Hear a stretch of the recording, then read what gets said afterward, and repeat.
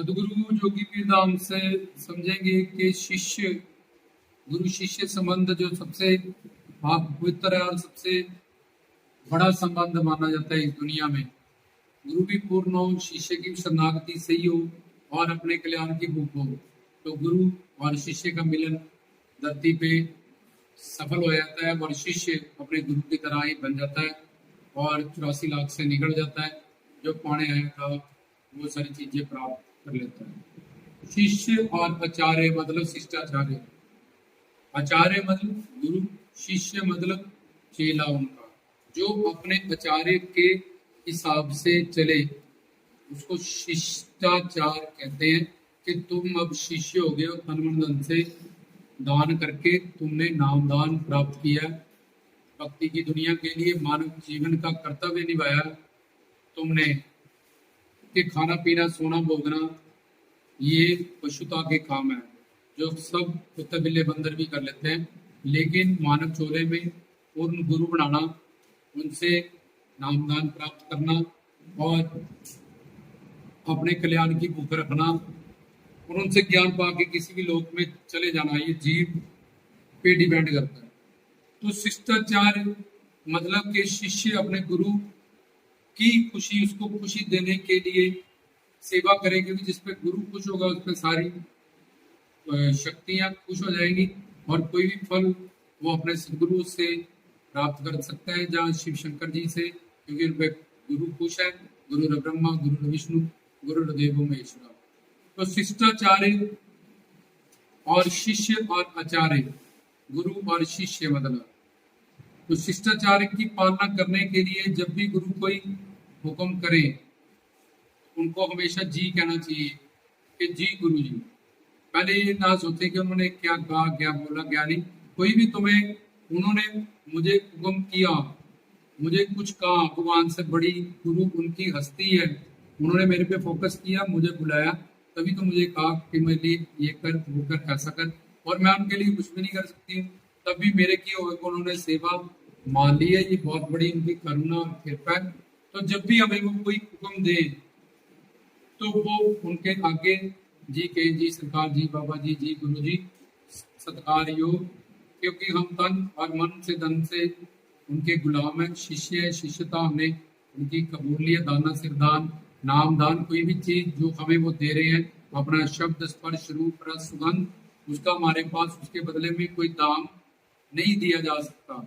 इसलिए उनकी हर हुक्म पे जी के।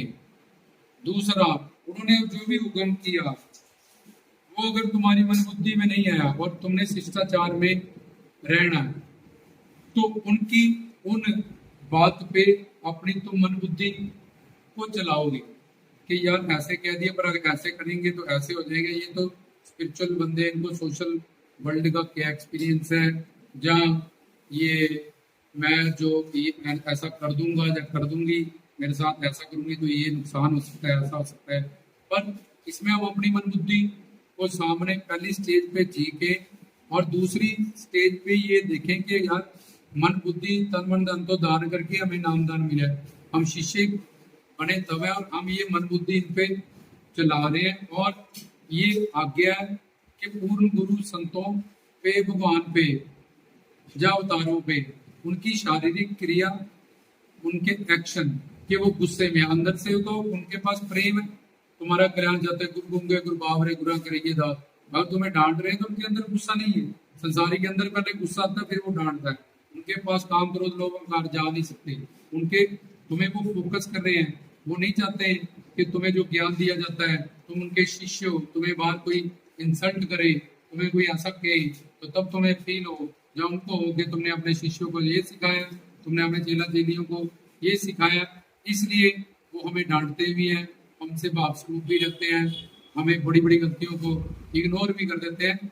जैसे माँ का बच्चा अगर आगे में हाथ डाल रहा है, शरारत, उस पे वो उसको डांटेगी, साथ में कोई और बच्चे हैं वो इग्नोर करेगी। क्यों? उसको अपना मानती है, उस पर उसका रिश्ता मानती है, उस पर उसका फोकस है।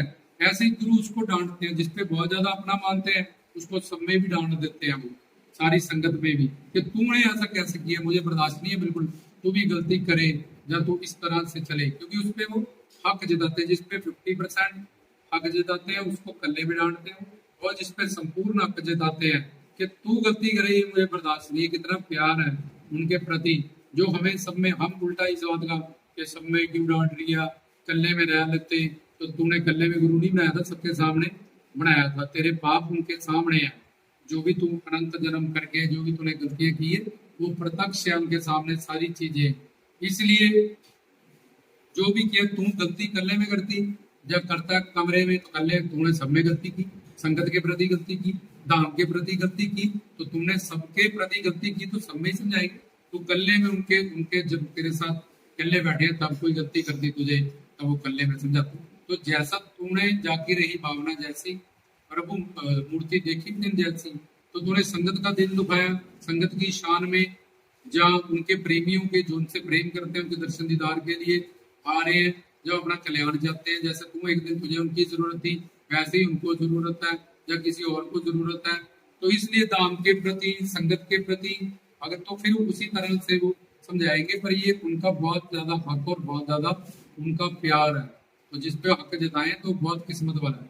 पर हमारी मन बुद्धि वहां पे तर्क करती है, जब खड़ी हो जाती है तो ये समझे कि अगर मैं इनकी शारीरिक क्रिया देखूं तो मैं एक शरीर को गुरु मानती हूँ। गुरु शरीर का नाम नहीं है, गुरु एक दिव्यता का नाम है, पर्सनालिटी का नाम है। ये शरीर चाहे ये गुरु है, अवतार है, संत है, ये शरीर इनको भी छोड़ के जाना है। ये शरीर को नहीं मानती हूँ गुरु, इनके अंदर जो जोत है, ज्ञान है, पर्सनालिटी है, दिव्यता है, शक्ति है, करामात करने की नामुमकिन को मुमकिन, उससे मुझे प्यार है, उसको मैं गुरु मानती हूँ। तो ये तो इनकी शारीरिक क्रिया है। जैसे पिक्चर में शारीरिक क्रिया कुछ है, रामलीला में राम बन जाते हैं लोग, तो शाहरुख खान उसकी लाइफ कुछ और है, तो वो लीला कर रहे हैं जीव कल्याण के लिए, वो उनके कार्य नहीं है, वो कर्म योगी है। इन सब बातों को अगर तुम शिष्य तत्व ज्ञान सुना है तो यहाँ पे तुम समझाओगे कि 3 मेरे नियम है शिष्य के, कि मैं उनकी क्रियाएं, शारीरिक क्रियाएं, इनको नोट नहीं करूंगी, क्योंकि मुझे उनसे मेरे वो गुरु हैं। तो वो शारीरिक क्रिया से जिसका जो मर्जी कल्याण करे, किस तरह से करे, वो किस तरह से खुश होकर उनको खुशी देने के लिए मैं उनसे प्रेम करती हूँ, जो सेवा हूँ, जो शिष्य हूँ। तो दूसरी बात, उनकी शारीरिक क्रिया को शिष्य को देखने का हुक्म नहीं होता। दूसरा, उनके वाक्य में मत फंसो, या उनकी मुद्राएं। तीसरी चीज, उनका एक्शन, के ले भी उसको फूल दे दिए, उससे बड़ा प्यार करते होंगे, उसको कल्ले लेके बैठे हैं, वो बैठे किसी के साथ है, बोलेंगे किसी के साथ, सम्मान किसी को देंगे, घूमेंगे किसी के साथ, प्यार किसी को करेंगे। तुम जज नहीं कर सकते, क्योंकि तुम्हारे पास मनुष्य बुद्धि है।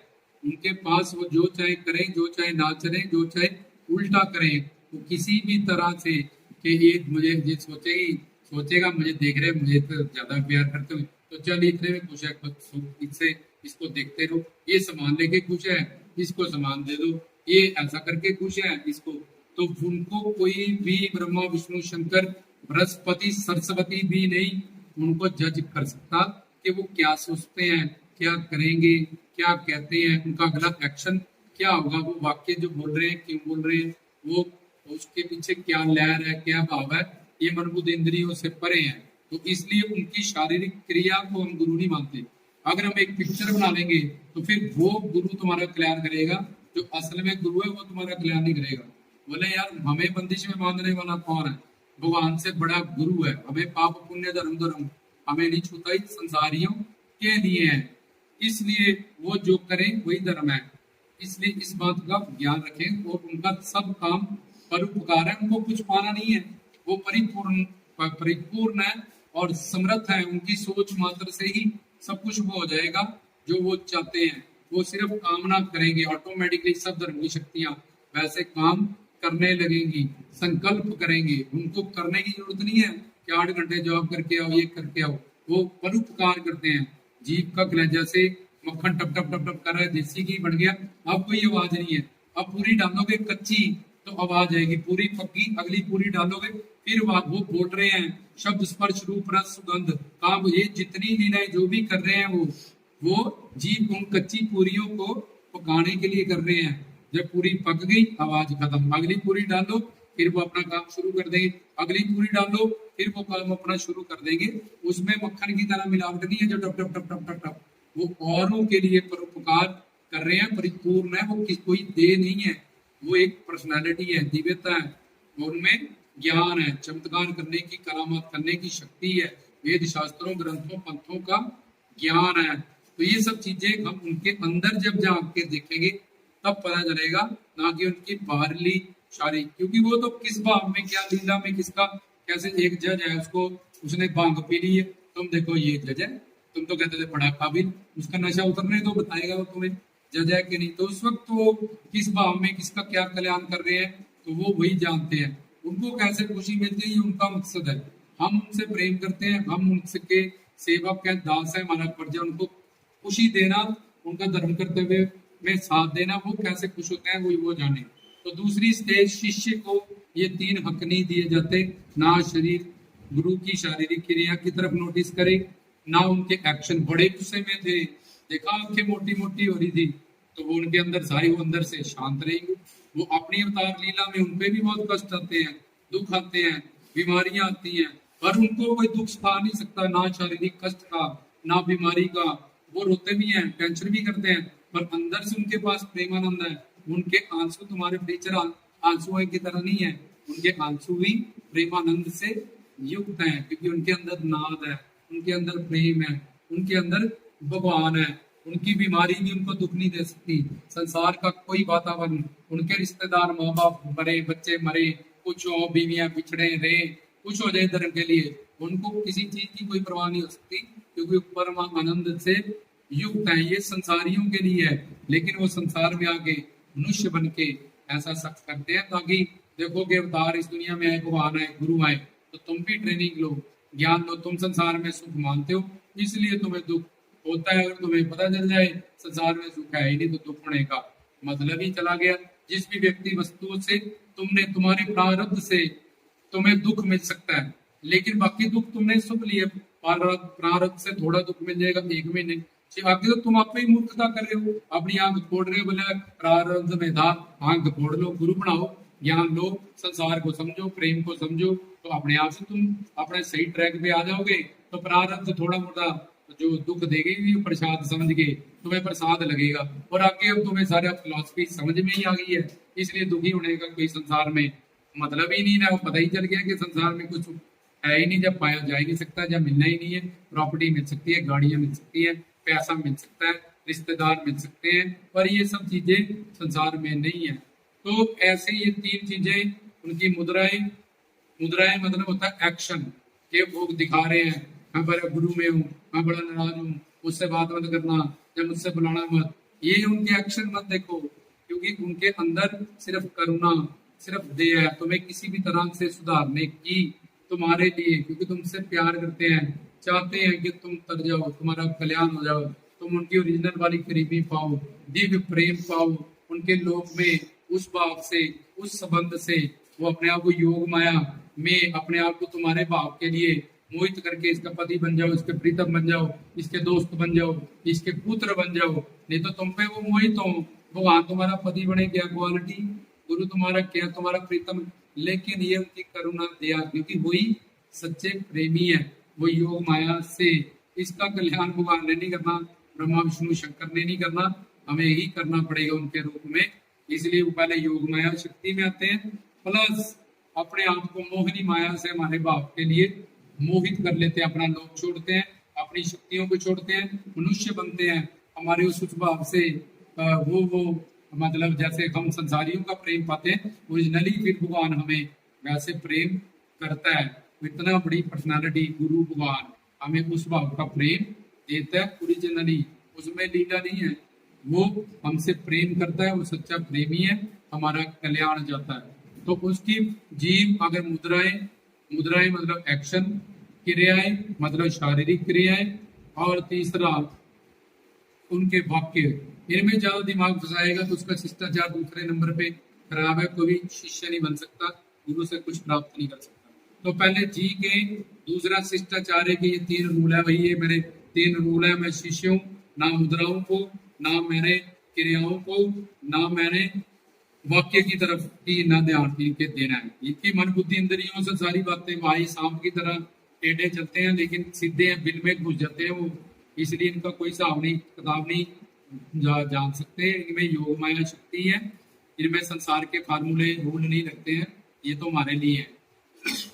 तो तीसरा, फिर भी बुद्धि तुम्हारी तर्क करेगी, क्योंकि तुम अनंत जन्म के पापी और दोषी हो, तो उनसे लड़ो मत, बहसो मत, उनकी शरण में चले जाओ कि गुरु जी मैं अपने शिष्य धर्म का पालन करते हुए आपकी शरण में आई हूँ, मुझे ये बात तत्व ज्ञान से, अपनी ज्ञान की बुद्धि से मुझे समझाओ। ये बात मेरी बुद्धि एक्सेप्ट नहीं कर रही। मैं जानती हूँ ये मेरा शिष्टाचार नहीं है, मेरा आपका संबंध ऐसा नहीं है, पर फिर भी मैं गुरु शिष्य शिष्टाचार आचार्य हो आप मेरे, और मैं शिष्य हूँ, तो मैं आपकी शरण में अपनी ये प्रॉब्लम, अपनी ये बात करने आई हूँ। आप इसका जवाब मुझे दो, आज दे, अभी दे, कल दे, जरूर देंगे। ये डंडा नहीं देंगे, अभी दो मुझे बैठ के इस बात का जवाब। तो वो ऊपर ऊपर से दे देंगे तो तुम्हें समझ में तो आएगा नहीं कुछ, तो फिर कहोगे।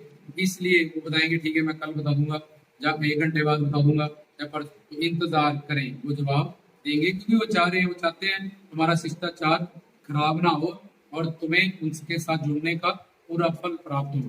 तो जब फिर तुम वो उनसे वार्तालाप करके वो सारी बात को समझ लो, तो जिस काम के लिए तुमने पहले जी किया था, चाहे ऊपर वाले मन से किया था, यहाँ तक आते आते अब तुम्हें सारा कुछ क्लियर हो जाएगा कि इनके पास ईश्वरी बुद्धि है। ये मेरे प्रारब्ध के भोग को जानते हैं कि मेरे फ्यूचर में मेरे साथ क्या क्या हो सकता है, क्या फल मिलेगा। इसलिए कहा भगवान की बुद्धि, इनकी बुद्धि, और कहा मेरी मायावी पापों से युक्त बुद्धि, मैं पागल की जैसे सोच रही थी। और फिर जब तुम्हें समझ आएगा तो तुम्हें एक एक पॉइंट पता चलेगा कि वाकई यार मैं कितनी गलत थी, इसका ज्ञान क्या था और मैं क्या समझती थी।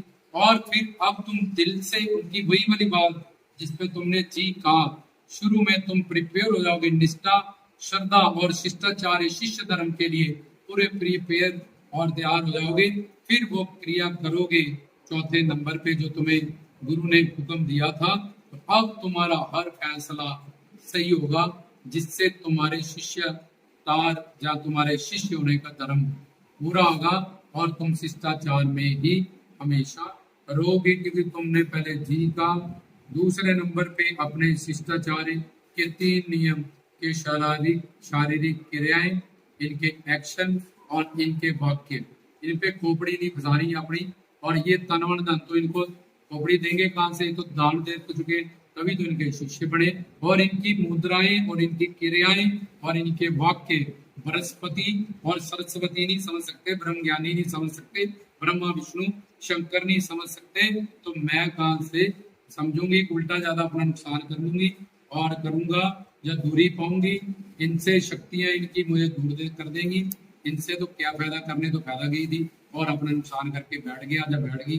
तो तीसरे नंबर पे उनकी फिर भी मन बुद्धि तुम्हारी अगर तर्क करे, लड़े तो घबराओ मत, उनकी शरण में जाओ। उनकी खुशी होगी कि ये अपने 2 नियमों का पालन करके आई है, और इसने आप ही बुद्धि चला के डिसीजन नहीं कर लिए, अच्छा बुरा नहीं कर लिया, नाम अपराध को नहीं आई।